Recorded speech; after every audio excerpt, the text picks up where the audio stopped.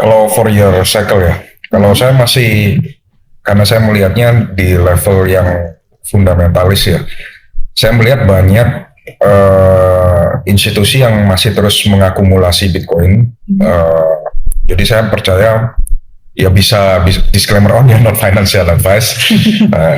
Saya melihat ke lengthening cycle sih, mungkin karena kita juga kan analis kita biasanya ngumpulnya juga sama institusi-institusi lain. Kalau di Bloomberg Terminal itu kan kita lah, ada Bloomberg Terminal, ada kayak chatroom yang isinya institusi-institusi semua. Bener omongan Bro Kakak, kebanyakan institusi, even family office yang ada di Singapura, kemudian yang ada di Amerika, kalau dibaca di chatroomnya, mereka percaya bahwa udah nggak ada lagi for year cycle, karena in this cycle the game is quite a bit different gitu kan. Ada institusi yang terus membeli Bitcoin seperti ETF, kemudian Saylor juga kemarin baru mengumumkan pembelian Bitcoin terbesarnya ya, sekitar 900 juta dolar ya kalau nggak salah ya. Terus kemudian kemarin baru masuk berita juga di CryptoWave media kita, Eric Trump, bahkan anaknya Trump sendiri baru beli sekitar 400 sekian Bitcoin. Bahkan Eric Trump sendiri bilang bahwa banyak sovereign wealth funds atau dana investasi sebuah negara itu udah masuk ke Bitcoin. Bahkan yang paling menarik adalah Harvard kemarin endowment funds-nya itu menaikkan pembelian Bitcoin mereka 4 kali lipat lebih banyak. Yes. Berarti kan istilahnya mereka mungkin punya data atau sesuatu yang kita tidak punya gitu loh. Mereka kan ini istilahnya orang-orang berduit, orang-orang yang data miningnya sebegitu banyak ya kan.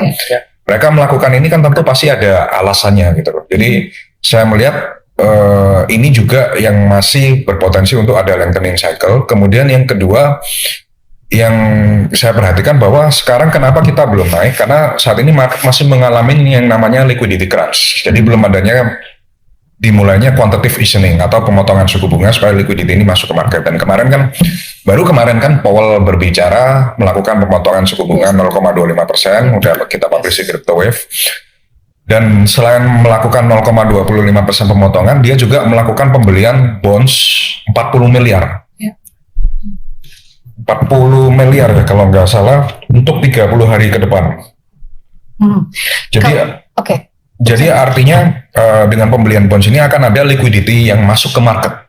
Nah, ini baru dimulai di bulan Desember. Januari kita nggak akan ada pemotongan, tapi yang kita harus perhatikan di Januari adalah kalau The Fed mengumumkan lagi pembelian bonds lagi, maka akan ada uang lagi masuk ke market. Dan juga yang saya perhatikan berikutnya adalah kemarin sudah digaung-gaungkan di mana-mana, bahkan kalau kita lihat kandidat penggantinya Powell itu sudah diumumkan kan, udah ada pollingnya kan, empat orang itu.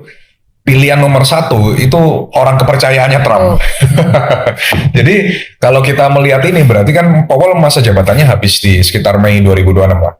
Berarti kan ini akan digantikan oleh orangnya Trump. Dan ketika ini dijadikan penggantinya jadi orangnya Trump, maka kita akan melihat suku bunga ini udah pasti turun. Dari sekarang 4, sekian persen jadi ke 1%. Nah kalau suku bunga itu turun ke 1%, ya artinya Bitcoin pasti otomatis naik. Kemudian juga saham Amerika SP500 itu juga akan mengalami kenaikan. Ya itu yang saya melihat kenapa makanya 2026 ini ada yang bilang 4 year cycle, ada yang bilang lengthening cycle, tapi kalau saya melihat dengan fundamental ini kayaknya kemungkinan besar kita ke lengthening cycle di 2026 ini.